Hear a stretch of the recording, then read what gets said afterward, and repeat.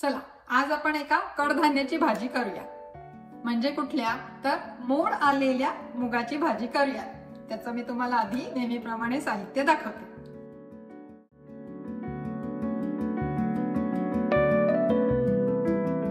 कांदा लसूण हा वाटून घेतला मिक्सर मध्ये। हे ओलं खोबरं आणि कोथिंबीर याचं वाटण आहे। हे कोकम अर्धा तास गरम पाण्यात आधी भिजत घालायचे।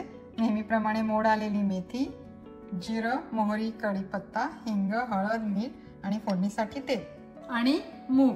हे बघा किती छान मोड आलेत या मुगाला। तर या कडधान्याला सोप्या पद्धतीने कसे मोड आणायचे त्याचाही व्हिडिओ मी ऑलरेडी बनवलेला आहे।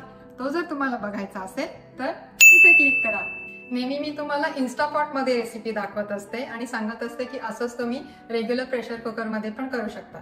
तर आज आपण मुद्दामून रेग्युलर प्रेशर कुकर मध्ये करूया आणि हे सेम ही भाजी तुम्ही इन्स्टापॉट मध्ये पण करू शकता। इन्स्टापॉट मध्ये फक्त हाय प्रेशरला 3 मिनिटं लावून द्यायचं आणि ह्या रेग्युलर प्रेशर कुकरला शिट्टी होऊन द्यायची नाही। शिट्टी व्हायला आली तर पटकन गॅस बंद करायचा आणि ती शिट्टी बंद करायची आणि तशीच वाफेवर ती भाजी शिजून द्यायची। चला आता आपण याच्यामध्ये तेल घालूया। मी कुकर गरम करायला ठेवलेला। मोहरी घालते, मोहरी चांगली तडतडली आहे। जिरं घालते, कढीपत्ता चुरून घालते, मोड आलेली मेथी, कांदा, हळद, हिंग,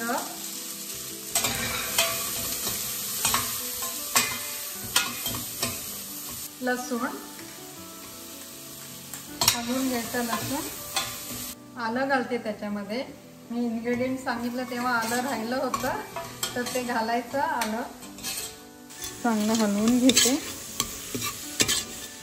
सोलापुरी काळा मसाला घालते, अगदी थोडा घालते कारण हा खूप झणझणीत आहे। मसाला थोडासा परतवून घेऊया कांद्याबरोबर। त्याच्यामध्ये हे थोडंसं ओलं खोबरं आणि कोथिंबीर वाटून घेतलेलं ते घालते। हे मस्तपैकी मोड आलेले मूगही ॲड करते।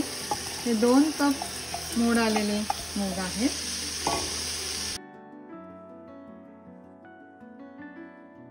मीठ ॲड करते आणि याच्यामध्ये थोडं गरम पाणी। ते भिजवलेले कोकम आहेत ते पाण्यासकट घालून द्यायचे। झाकण लावते।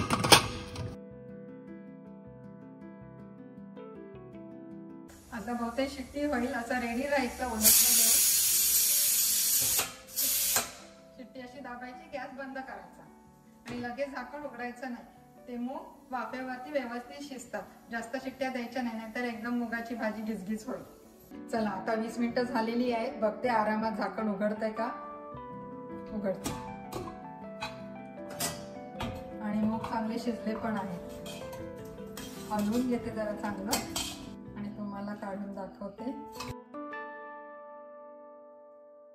चला ही झाली आपल्या मोड आलेल्या मुगाची भाजी तयार। आता याच्यावरती वरून ही मस्तपैकी चिरलेली कोथिंबीर घालायची आणि बाजारामध्ये ना न्यूट्रिशनल यीस्ट मिळतं। हे कशासाठी चांगलं असतं तर याच्यामध्ये भरपूर प्रमाणात प्रोटीन असतं। फक्त 5 ग्रॅम न्यूट्रिशनल यीस्ट मध्ये 3 ग्रॅम प्रोटीन असतं। म्हणून ही अशी पावडर फॉर्म मध्ये असते। जरा फ्लेक्स असतात असे याचे। ती अशी वरून भुरभुरून घालायची आणि चुकून जर का या भाजीमध्ये तुमचं पाणी जास्त पडलं असेल आणि पातळ झाली भाजी तर हे न्यूट्रिशनल यीस्ट ॲड करायचं त्याच्यामध्ये, म्हणजे ती भाजी जरा घट्ट होते।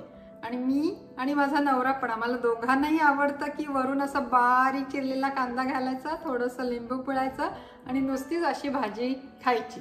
खूप छान लागते। चला आता नेहमीप्रमाणे मी लागते माझ्या पुढच्या रेसिपीच्या तयारीला। तोपर्यंत तुम्ही मस्त खा आणि स्वस्त रहा।